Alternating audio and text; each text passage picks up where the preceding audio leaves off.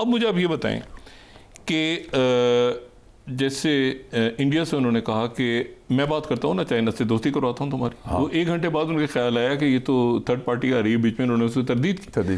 तो मेरे दोस्त है शी जिनपिंग, मैं दोस्ती करवा देता हूँ आपकी। यही बात उन्होंने इमरान खान को की थी जुलाई 2019 में कि मैं कश्मीर का मसला हल कर सकता हूँ, बताएं मुझे, मैं मीडिएशन करता हूँ कश्मीर पर। और इंडिया शेकअप हो गया था उस वक्त कि जी मतलब है, उसने तस्लीम कर लिया कि कश्मीर का एक डिस्प्यूट है और उसका मसला हल करने में वो मदद करेगा। का वो कह रहे हैं कि ज़ेलेंस्की के, तो फिर यानी तो वो नहीं, तो उसने पुतिन को एक दफा भी तनकीदी बात नहीं की। नहीं, बहुत डिफेंड किया। शी जिनपिंग की एक दफा भी तनकीदी बात नहीं की।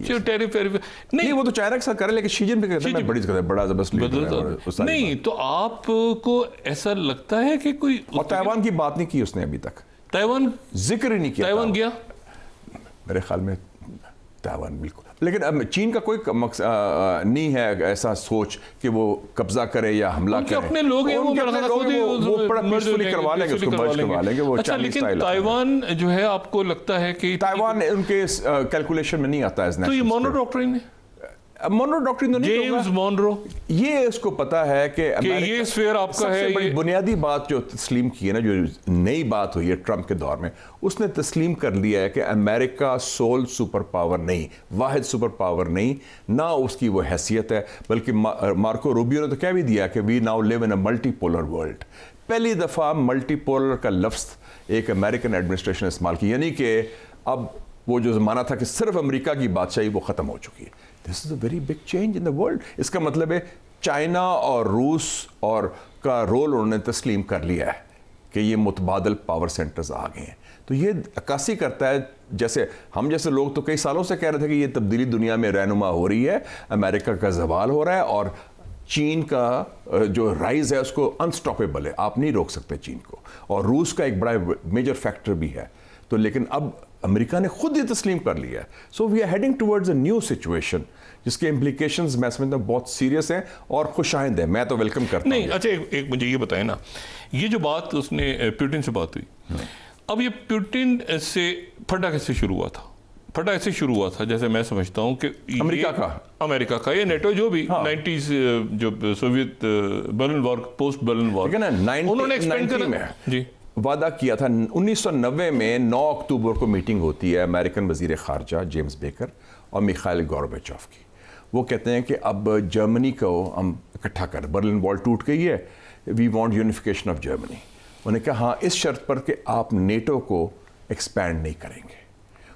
कहता है उसने कहा था NATO will not expand 1 inch eastwards, 1 inch भी मशरक की तरफ नहीं जाएगा।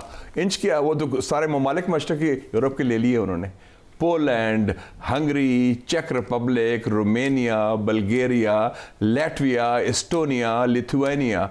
अब तो जॉर्जिया और यूक्रेन में आए तो फिर जंग की बात आई ना, वो तो बिल्कुल नहीं। लेकिन जो पुरानी, ये भी कल सवाल उठा था उस गुफ्तगू में, उसने कहा कि वो जो पुरानी सोवियत स्टेट्स हैं वहाँ पर सोवियत यूनियन या रशिया आना चाह रहा है और वो आहिस्ता आहिस्ता उनके स्फीयर में जा रही हैं। और इनफैक्ट ऐसे देखिए ना, बेलारूस जो है वहाँ पर तो बाकायदा न्यूक्लियर पुतिन ला चुके हैं, ठीक है ना, बेलारूस और एक पूरा जो स्फीयर ऑफ इन्फ्लुएंस है बेलारूस से भी, तो ये वॉर्सो, पुराना Warsaw, by the way Belarus से भी इनका बॉयकॉट था।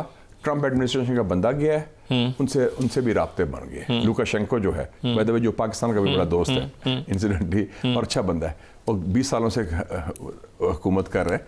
तो उन्होंने कहा ठीक है, हम इनसे तैयार हैं। उसके लिए इशू नहीं है ये जो कहते हैं ना कि डिक्टेटरशिप वर्सेस डेमोक्रेसी, वो इशू नहीं है। नहीं, मैं ये कह रहा हूँ कि जो रशिया का स्फीयर ऑफ इन्फ्लुएंस है वो तो देखें, वो तो बेलारूस में है, ठीक है। उसके बाद ये है कि आज़रबाईजान के साथ भी उसने डंप किया, आर्मीनिया को आज़रबाईजान के साथ ताल्लुकात ठीक कर लिए, तुर्की के साथ ताल्लुकात ठीक है उनके। यूरेशिया जो कहते हैं ना, यूरेशिया। अच्छा, बाल्टिक स्टेट्स के दरमियान में, नॉर्थ कोरिया के साथ बहुत, बाल्टिक स्टेट्स पे आपने देखा ना कल ट्रंप ने कहा कि देखेंगे बाद में। तो इसका मतलब ये है कि वो जो एरिया ऑफ इन्फ्लुएंस है वो वापस आ रहा है वार्सो पैक्ट की तरफ। नहीं, वापस नहीं आ रहा, लेकिन ये है कि वो रशिया के खिलाफ, हंगरी देखिए ना, हंगरी तारीफें, विक्टर ऑर्बन कह रहे हैं कि नहीं, हंगरी तो है ना, वो इलेक्टेड गवर्नमेंट है, रोमानिया। लेकिन जो इस वक्त जो रशिया के खिलाफ यूनाइटेड फ्रंट बन रहा था, अमेरिका लीड कर रहा था मगरिब का, वो खत्म हो गया।